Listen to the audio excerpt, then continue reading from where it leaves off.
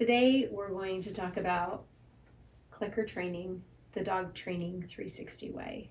Is definitely not the classic clicker training where your entire training world is about having a clicker and treats everywhere you go. I think the clicker training is a fantastic philosophy, and I think that you can have a lot of fun with it. I also think that it teaches patience. I think it also helps you understand how to teach a dog and your timing and how marking certain behaviors goes a long way for your dog. The biggest question that I get for everybody that has gone through clicker courses is, how do I get my dog to do the basic obedience, not having a clicker and not having food all the time? Those are the two main questions of now what? And so this course really takes you through from clicking to no clicking and taking your dog out and about in obedience, from sit, down, stay, come, heel. Learning the clicker and understanding the concept of clicker training and phasing off of the clicker is the piece that we teach, is understand it, phase off of it, and go adventuring without it. And that is really important. And that's the dog training 360 way of clicker training. So let's get into some of the concepts of clicker training. Rebecca, you've gone through some clicker courses, and it's very food driven, 100%. And there's certain key elements into clicker training that you'll want to understand and learn about. And so, Rebecca, I'm going to let you kind of talk about it a little bit, but also ask some questions, and let's have a conversation about it so that we make sure that we cover everything for our clients that are getting into this clicker series. Great. Some of the concepts I think that are important are the click itself marks the end of the behavior that you're asking for. And so we can talk in depth about that, because I think that watching the course, it might be a little confusing exactly what is the end of the behavior and what are you supposed to mark. But keeping that piece in mind is really important as because you need to mark the correct behavior. Right. Otherwise, you're not accomplishing your goal. So you need to understand, I guess, what you're asking your dog, what behavior you're wanting, and then know when within the process to click. Yes. So that your dog understands that the behavior that you're asking for is what they gave you, and that's the correct behavior. Yeah. So let's take, for example, having your dog. We're gonna take two scenarios. We're going to take a sit, and then we're going to take a sit stay. And when we talk about the click marks the behavior and the click ends the behavior, can be super misunderstood and hard to comprehend what that means. So I'm not going to click when my dog sits and then click when they don't sit, right? All I'm asking the dog to do is to put their bum on the ground, and I'm going to click it, and that ends the behavior to the dog.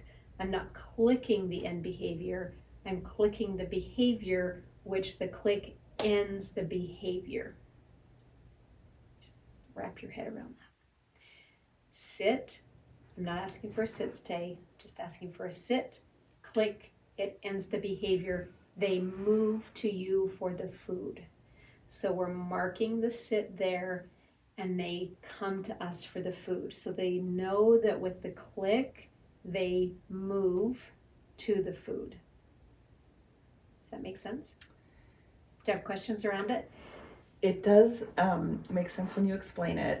When I watch it, the question that comes up for me is how, if they're getting food, how do they know that it's not the coming to you that they're being rewarded for with the food? Yeah, so the click is ultimately, as you do it and as you work them and they get into it, they learn that the click is actually what they're working for. They're working for the click, they're not working for the food. And that's the concept that that should happen, and that's how you're supposed to be able to phase off of the food, and ultimately you're clicking. That's the big picture of clicker training. That you're only needing to click. You're not needing to deliver the food. Yes. Because the dog is getting the same reward in their brain, the endorphins and the happy juice that happens with the click. Correct.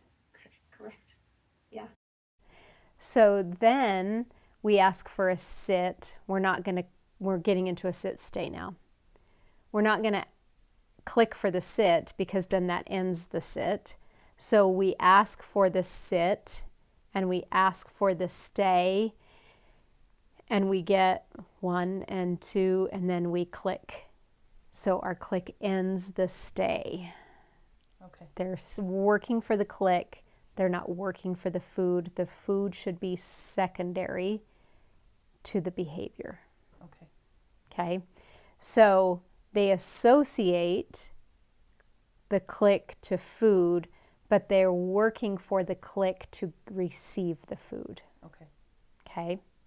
So you'll see in the videos in this series that I do not teach it the same as any other clicker trainer out there at all. If you have gone through some clicker courses and you're trying to phase off of the clicker and food and learn how to get into not having to have that so much, or you're just starting the clicker training with us, and if you're just starting the clicker training with us, you probably have some idea. You've dabbled in it, you're not sure what and how to put all the pieces together. I teach what's called offering behaviors with the click and the food. Then I pair the click and the food, where all other clicker courses and trainers that you'll go through will immediately pair that click to food. The reason why I don't do it that way is because I want my dog working for the click, but I also want to transition off of that clicker training and food, and we need this first piece to be able to make that transition smooth. And for the dog to understand that they're working for you, and the click and the food really has nothing to do with, ultimately in the end picture, it's not a part of it.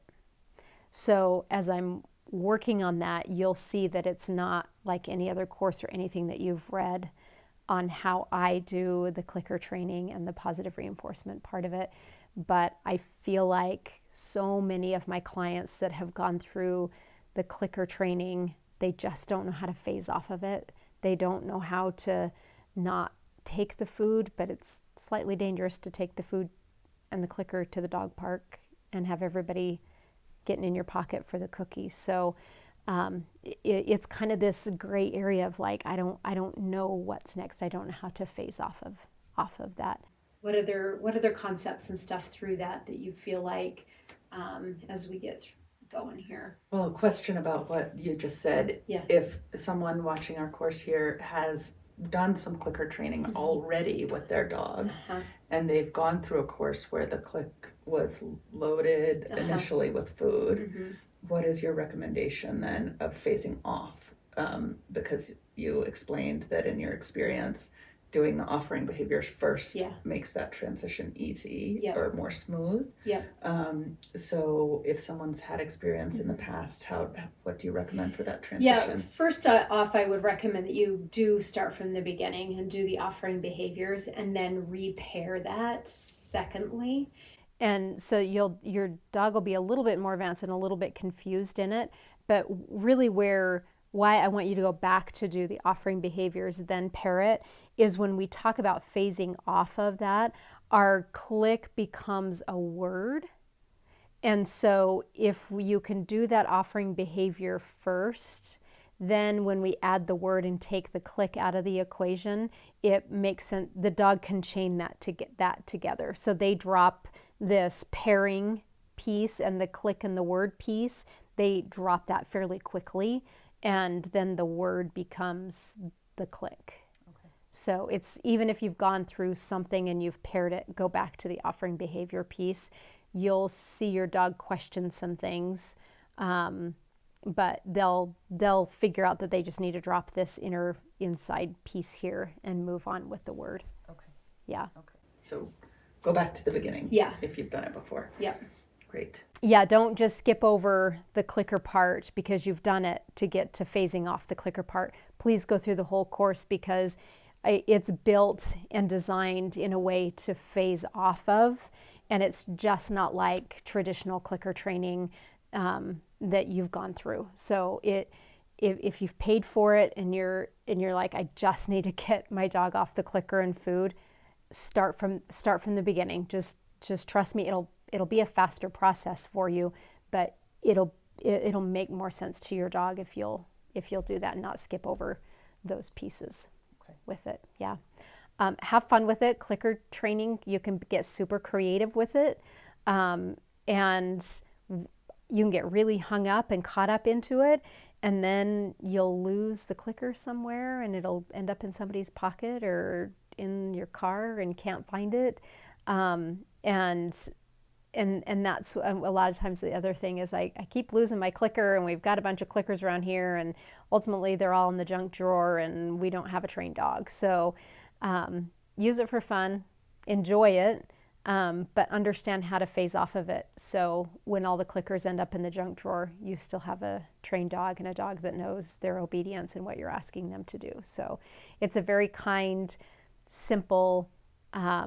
It's not corrective, if you will, in the way that we think of it. It's a very kind process to go from click to no click and have a trained dog that you can take out and about and go everywhere with you. So it's a different concept, and I'm super excited to roll this out because I don't teach this. It's not something that I've that's part of like a traditional program for my clients that I see, because a lot of them are either trying to phase off of it or don't want it at all.